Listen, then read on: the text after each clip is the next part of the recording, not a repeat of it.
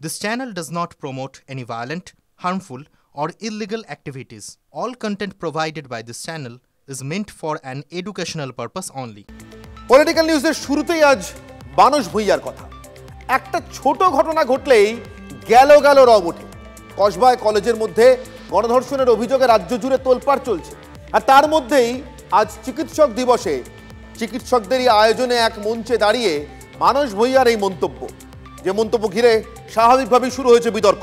কল্যাণ মদনের পর এবার সেচমন্ত্রী মানস ভূঁইয়ার মন্তব্য ঘিরে বিতর্ক। মমতা বন্দ্যোপাধ্যায়ের পাশে থাকুন, কে কে সমালোচনা করছেন দেখবেন না। মমতার ছবি নিয়ে এগিয়ে চলুন। কলকাতা মেডিকেল কলেজের অনুষ্ঠানে আজ চিকিৎসক দিবসে গিয়ে রাজ্য সরকারি কর্মচারী ফেডারেশনের অনুষ্ঠানে যোগ দিয়ে এমনই বার্তা দিলেন মানস। আর সেচমন্ত্রী মানসের সেই বার্তায় এবার ওই বার্তা নিয়েই গেল রব। একটা উগ্রপন্থী এখনো ধরা পড়েনি যারা পেহেলগাঁওতে মেরেছিল আমাদের 26 জনকে। আর বাংলার দিকে তাকান, ছোট্ট একটা ঘটনা ঘটলেই গেল রে কি সর্বনাশ। হ্যাঁ, ঘটনা তো ঘটে, নিজের ফ্যামিলিতে ঘটে। হাজবেন্ড ওয়াইফকে মেরে দিচ্ছে বালিশ চাপা দিয়ে, ওয়াইফ প্রেমিকের সঙ্গে ঘুরতে গিয়ে বরকে ঠেলে দিচ্ছে পাহাড় থেকে। These are the crises of the society. কিন্তু আমার মুখ্যমন্ত্রী, আমাদের মুখ্যমন্ত্রী মাতৃ স্নেহে প্রত্যেকটি ঘটনাকে ট্যাকল করেন। তার নাম Mamata Banerjee. I appeal to my federation boys and girls, stand beside her. কে কি গালমন্দ করছে, কে কি সমালোচনা করছে দেখবেন না, ধীর গতিতে মমতা ব্যানার্জির ছবিটাকে নিয়ে এগিয়ে চলুন। স্বাভাবিকভাবে মঞ্চ থেকে নামার পর মানস ভূঁইয়াকে আমাদের প্রতিনিধি সৌরভ দত্ত জিজ্ঞাসা করেন, কোন ঘটনাটা ছোট বলে মনে হচ্ছে আপনার? সাম্প্রতিক অতীতে রাজ্যে ঘটে যাওয়া কোন ছোট ঘটনাকে সবাই বড় করে দেখিয়েছে, বড় বলেছে, যেটা আসলে আপনার চোখে ছোট? তাই মঞ্চ থেকে নামার পর তাকে প্রশ্ন করেন আমাদের প্রতিনিধি সৌরভ। কিন্তু তারপরেও নিজের অবস্থানে কিন্তু অনড় থাকেন সেচমন্ত্রী, বরং সৌরভের প্রশ্নের পর প্রশ্নে একসময় গিয়ে মেজাজ হারান। ছোট ঘটনা হলে গেল রব, কোনটা ছোট ঘটনা? সবটাই। এই যে টিভির বুমটা নিয়ে তুমি আমাকে জিজ্ঞেস করেছিলে 10 বছর আগে ছিল না? আরজি করে ঘটনা ছোট ঘটনা না না, আপনি আবার আরজি করে টেনে নিয়ে যাচ্ছেন কেন? এই চ্যানেলটা আমি চিনি, এই চ্যানেলটাকে আমি চিনি। সামান্য ঘটনা হয়েছে সেটা নিয়ে হুলহুল হচ্ছে। একটা জিনিস বিচার করবেন, মাননীয় মুখ্যমন্ত্রী কোনো ঘটনাকে এড়িয়ে গেছেন কিনা, অ্যাকশন নেননি কিনা। আরজি করে মমতা বন্দ্যোপাধ্যায় যা অ্যাকশন নিয়েছিলেন তার বাইরে সিবিআই একটা ইঞ্চি এগোতে পেরেছে? আপনি ডিবেট করুন ওখানে গিয়ে। শুনলেন, সংবাদ মাধ্যমের প্রতিনিধিদের মানস ভূঁইয়া দায়িত্ব দিচ্ছেন কোনো একটা জায়গায় গিয়ে ডিবেট করা। কিন্তু ডিবেট তো আমাদের করার কথা না, আমাদের প্রশ্ন করার কথা, আর সে প্রশ্নের উত্তর পাওয়ার কথা। আপনি যাকে ছোট ঘটনা বলছেন সেটা ঠিক কোন ঘটনাটা? আর ঠিক যে আবহে এই ছোট ঘটনা মন্তব্য মানস ভূঁইয়া, যাদেরকে কেন্দ্র করে, যে কলেজকে কেন্দ্র করে সেখানকার ছাত্রছাত্রীরা, তার আন্দোলনকারীরা, প্রতিবাদকারীরা, আইনের পড়ুয়ারা, তারা মানস ভূঁইয়ার এই মন্তব্যের তীব্র নিন্দা করেছে।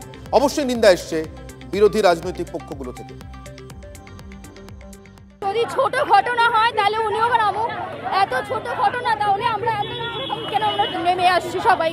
এটাকে যদি সব জায়গায় ধর্ষক ছোটই ঘটনা হয়, অ্যাজ আ জোক নিয়ে নিয়েছে ধর্ষক। We don't know what we doing. ছোট নয়, এটা ছোট নয় ডেফিনেটলি, বিকজ আজকে আমার মা বাবা অনেক দূর থেকে আমাকে পাঠাচ্ছে।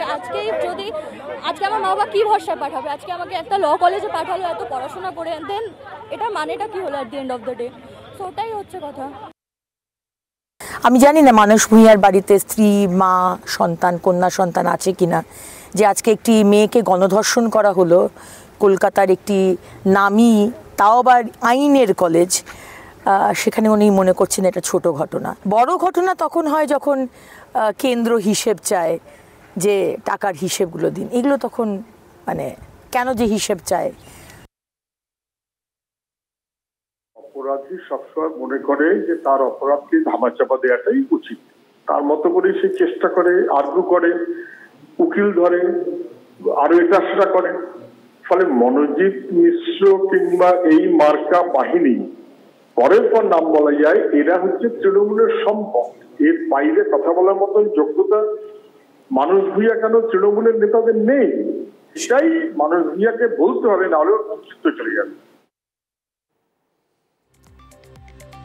পেশায় চিকিৎসক মানুষ ভূঁইয়া, সেচমন্ত্রী মানুষ ভূঁইয়া, পোশাকটা সরো ভালোই ছিল এক সময়।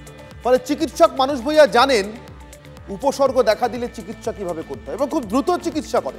উপসর্গ দেখলে চিকিৎসার পথে দ্রুত এগোন। যদি সেটা তার রাজনৈতিক লাইনের চিকিৎসা হয় তাহলেও তিনি বিন্দুমাত্র দেরি করেন না। যেমন তৃণমূল কর্মী জয়দেব জানা খুনে তাদের নামে ওয়ারেন্ট হওয়ার পর, তার এবং তার ভাইয়ের নামে ওয়ারেন্ট হওয়ার পর মানুষ ভূঁইয়া বুঝেছিলেন উপসর্গটা কি, দ্রুত চিকিৎসা করে দল বদল করেন। কসবার ঘটনার ক্ষেত্রেও লাইন বদল করেছেন।